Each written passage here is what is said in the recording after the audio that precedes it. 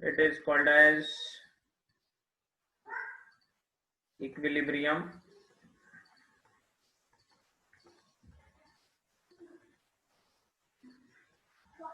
And conservative forces.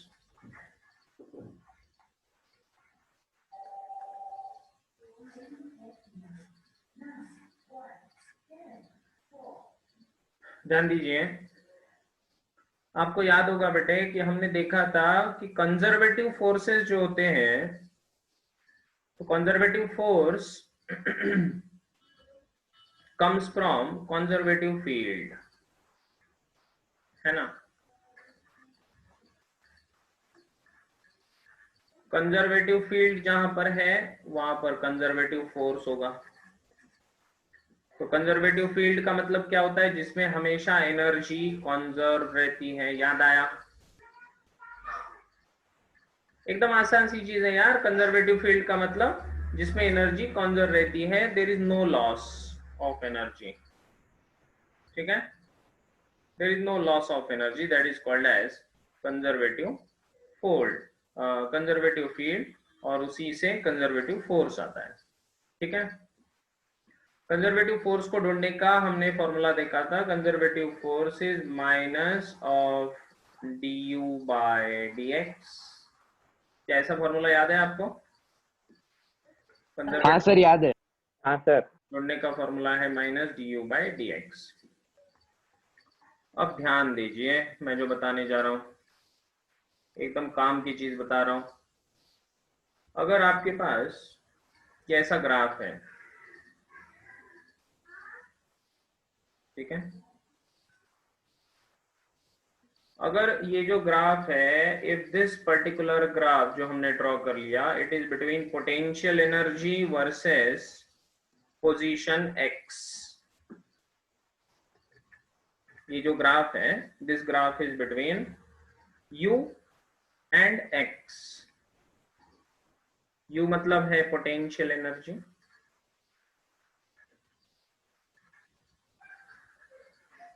Potential energy, और x जो है वो है पोजीशन। पोजीशन मतलब उसका डिस्टेंस जो भी आप कंसीडर कर रहे हो ओरिजिन से।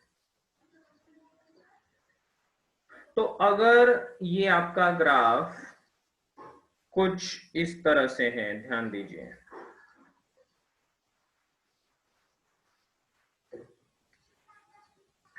आपका ये जो ग्राफ है बेटे ये कुछ इस तरह से है, तो इसको थोड़ा एनालाइज करके समझेंगे कि इसमें हमें क्या समझ में आता है इस ग्राफ से। सबसे पहले du by dx, differentiation of u dy by dx, क्या ये स्लोप दिखाता है? हाँ सर। हाँ सर। इसका मतलब इस ग्राफ का जो भी स्लोप होगा उसका निगेटिव माइनस, क्या वो आपको फोर्स दिखाएगा? हाँ, तो आपको फोर्स दिखाएगा, कंजर्वेटिव फोर्स। तो इसका मतलब यहाँ पर अगर मैं टेंजेंट्स ड्रॉ करूं, मान लो कि मैंने यहाँ पर एक टेंजेंट ड्रॉ कर ली, ठीक है, और एक टेंजेंट मैंने ऊपर ड्रॉ कर ली यहाँ पर हाईएस्ट पॉइंट पर। ये जो हाईएस्ट पॉइंट है यहाँ पर एक टेंजेंट मैंने ड्रॉ कर ली यार, ठीक है, और एक टेंजेंट नीचे ड्रॉ करते हैं, यहां पर ड्रॉ करते हैं एक टेंजेंट, ठीक है। अब ध्यान से देखिए, इस ग्राफ को मैंने 3 टेंजेंट्स ड्रॉ कर ली हैं। ये सबसे ऊपर वाली जो ग्रीन वाली टेंजेंट है उसको ध्यान से देखिए, उसका स्लोप कितना होना चाहिए ग्रीन वाले का?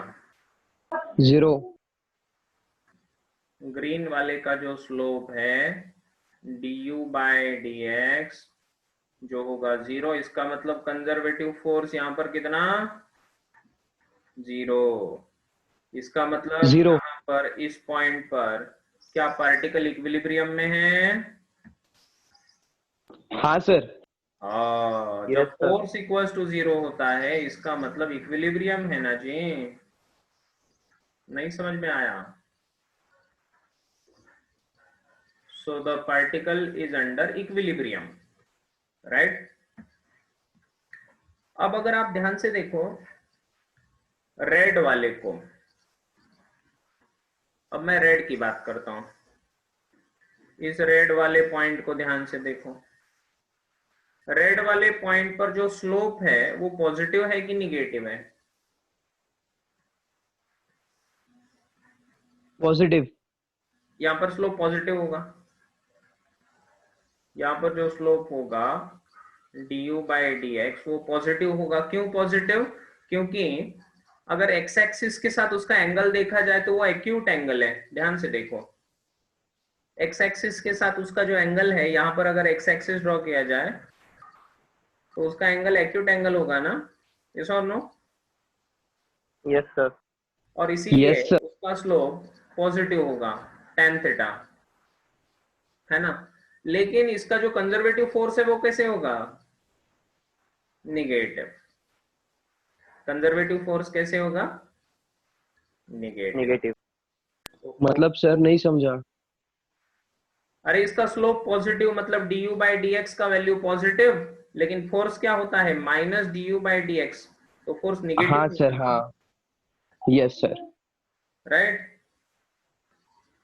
उसी तरह इस ग्रे वाले को देखिए, इस वाले को, इसको पॉइंट बी बोल देंगे, इसको पॉइंट सी बोल देंगे। पॉइंट सी को देखो, पॉइंट सी के ऊपर स्लोप कैसा? Negative. Minus du by dx, तो कंजर्वेटिव फोर्स कैसे होगा? पॉजिटिव। पॉजिटिव होगा। ये बात समझ में आई? ठीक है। Yes sir.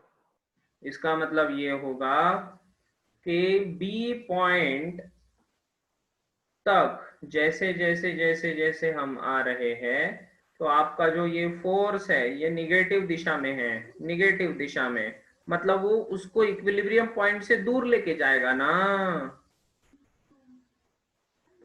उसी तरह से तो इधर लेके जाएगा उसको, ये जो फोर्स है उसको इधर लेके जाएगा, निगेटिव में है फोर्स, तो फोर्स उसको निगेटिव दिशा में लेके जाएगा, कंजर्वेटिव फोर्स। और अगर पॉइंट सी की बात की जाए तो यहाँ पर फोर्स पॉजिटिव है, इसका मतलब वो उसको पॉजिटिव दिशा में लेके जाएगा। इसका मतलब अगर इस इक्विलिब्रियम पोजीशन से आपका पॉइंट थोड़ा भी हल्का सा राइट में आ जाए या हल्का सा लेफ्ट में आ जाए, वो वापस कभी इक्विलिब्रियम पोजीशन पे वापस नहीं आएगा। Point will never come back to its equilibrium position again. Here the forces, the conservative forces, here the conservative forces always tend to take particle away from equilibrium position.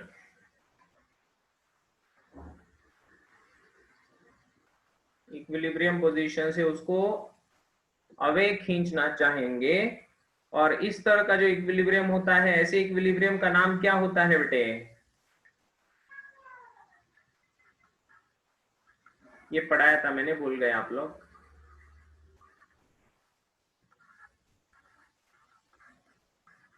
Unstable. हाँ sir, unstable equilibrium. याद आया? हाँ हाँ sir sir. आया। हाँ sir, याद आ गया। Unstable equilibrium. तो ये जो एनालिसिस है, ये एनालिसिस बहुत इंपॉर्टेंट है, इसको ध्यान में रखो, इसके ऊपर क्वेश्चन पूछे जाएंगे, इसीलिए इसको अनस्टेबल इक्विलिब्रियम कहा जाता है। फास्ट लिखो।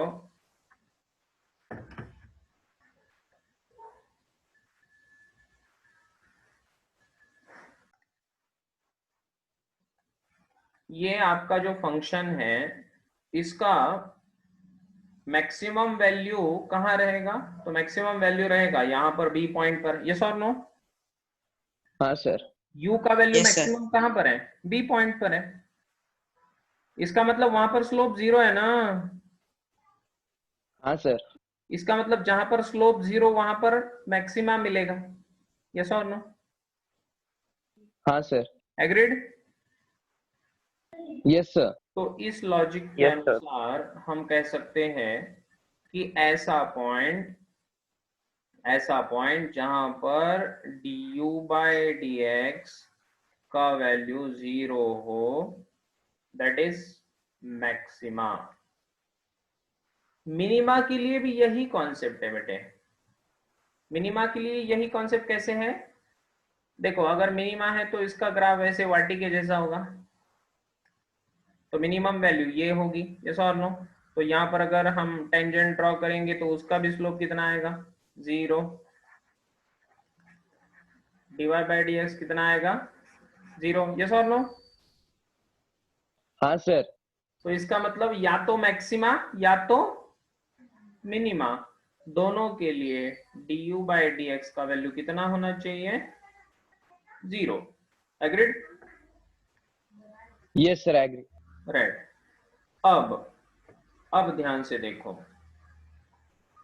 अब अनस्टेबल इक्विलिब्रियम में जहां पर हमें क्या मिलने वाला है? मैक्सिमा। इसका मतलब इसका ग्राफ अनस्टेबल इक्विलिब्रियम का कैसे रहेगा? ये ऐसा वाटी, उल्टा वाला वाटी। ठीक है? तो अनस्टेबल इक्विलिब्रियम का ग्राफ हमेशा उल्टी वाटी के जैसा रहेगा। और इसका एग्जांपल आपको याद रखना है, वो वाटी के ऊपर बॉल रख दिया तो थोड़ा सा अगर हिलेगा तो नीचे गिर जाएगा ना दोनों साइड से, हाँ सर। वापस इक्विलिब्रियम पोजीशन पे हाँ नहीं सर। आएगा। तो वाटी के जैसा ही इसको कंसिडर करना है। तो इसका ग्राफ वाटी के जैसा, उल्टा वाटी के जैसा रहेगा। ठीक है? तो अनस्टेबल इक्विलिब्रियम के लिए आपका पॉइंट मैक्सिमा होना चाहिए, है ना? अनस्टेबल इक्विलिब्रियम के लिए पॉइंट कैसा होना चाहिए? मैक्सिमा वाला पॉइंट होना चाहिए। और मैक्सिमा वाला पॉइंट अगर उसको रहना है तो वहां पर du बाई dx का वैल्यू 0 होना चाहिए। ठीक है? अब ये जो du बाई dx है, ये स्लोप है ना। ये du बाई dx क्या है? स्लोप है। अब ध्यान से देखो, अब मैं क्या करने जा रहा हूं। अब du बाई dx होता है स्लोप। अब फिर से इसको डिफरेंशिएट करो।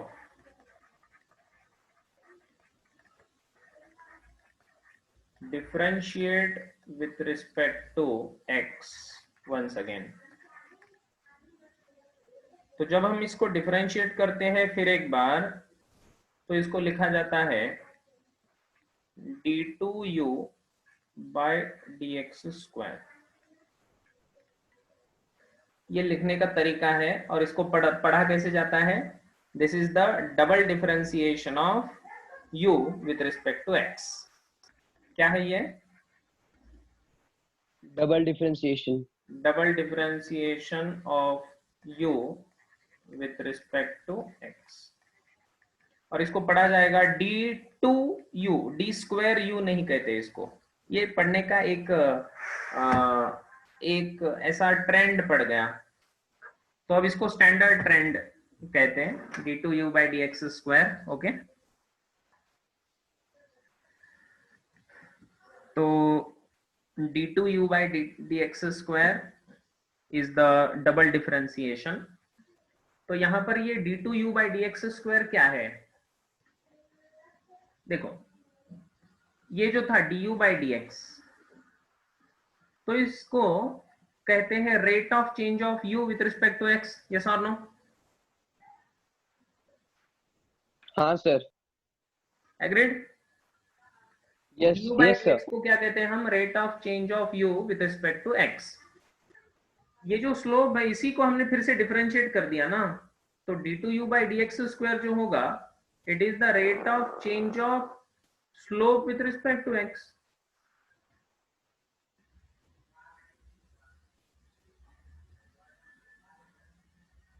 नहीं समझे?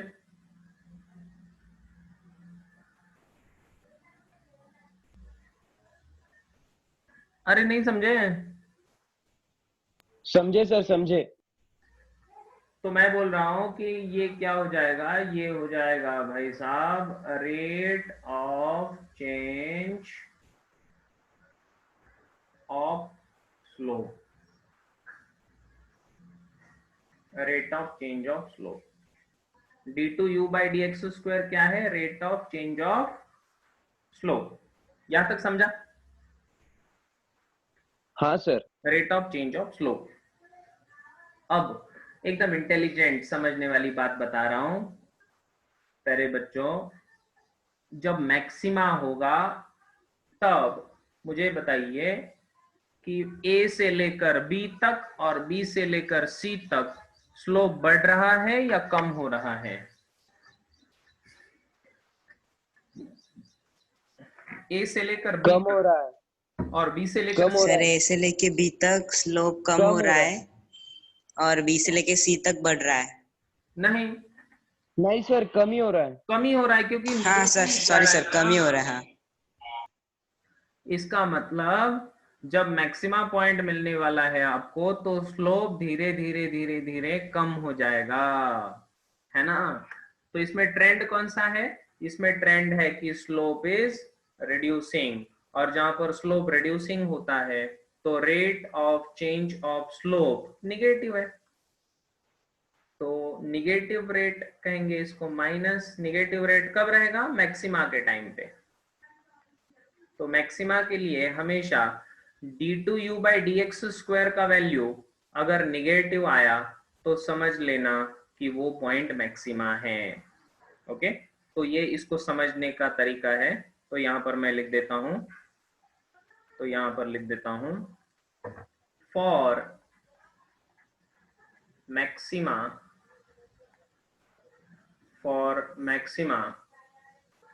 d2u by dx square which is a rate of change of slope, rate of change of slope अगर ये निगेटिव है मतलब basically slope is decreasing, slope is decreasing. जब स्लोप डिक्रीज होते रहेगा, स्लोप धीरे धीरे कम होते जाएगा तो उसको निगेटिव रेट कहा जाता है, और इसीलिए वो पॉइंट मैक्सिमा कहलाता है। तो मैक्सिमा का एक खास प्रॉपर्टी हो गया कि अगर आपको इक्वेशन में दिया होगा, इफ आपको दिया होगा potential energy as a function of x, ध्यान दीजिए क्वेश्चन में क्या दिया रहेगा ये भी बता रहा हूं आपको। हाँ सर, हाँ सर, ऐसे ही क्वेश्चन थे सर। बिल्कुल।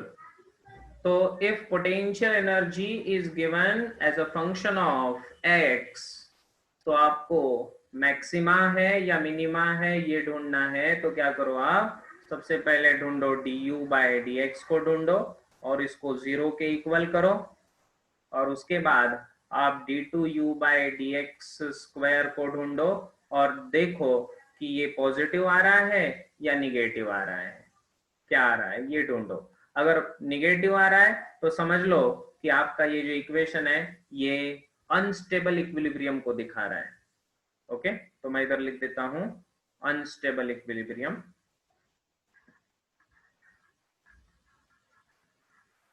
अनस्टेबल इक्विलिब्रियम कब दिखाएगा? जब d2u by dx स्क्वायर का वैल्यू निगेटिव रहेगा तब। और इसका उल्टा स्टेबल इक्विलिब्रियम, जिसका ग्राफ अभी मैं ड्रॉ करके बताऊंगा आपको, तो उसमें स्लोप बढ़ते ही जाएगा। तो उसका d2u by dx स्क्वायर इसके उल्टा रहेगा, पॉजिटिव रहेगा, स्लोप बढ़ते ही जाएगा। ठीक है, और इस तरह से हम जान सकते हैं दिए हुए क्वेश्चन में या तो स्टेबल इक्विलिब्रियम की बात चल रही है या अनस्टेबल इक्विलिब्रियम की बात चल रही है, ये तुरंत पता चल जाएगा दिए फंक्शन में। क्या समझ में आ गया? हाँ सर, समझा। बिल्कुल, फटाफट लिख लो, फास्ट। सर वो स्लाइड छोटी कर सकते हो? हाँ, थैंक यू सर।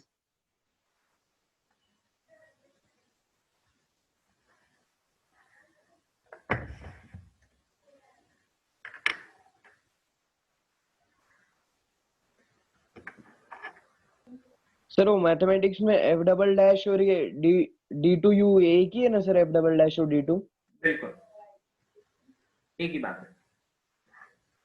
तो फंक्शन को f लिखते हैं, उसका फर्स्ट डेरिवेटिव f डैश, उसका double derivative f double dash. Differentiation को ही डेरिवेटिव कहा जाता है। Alright, yes sir.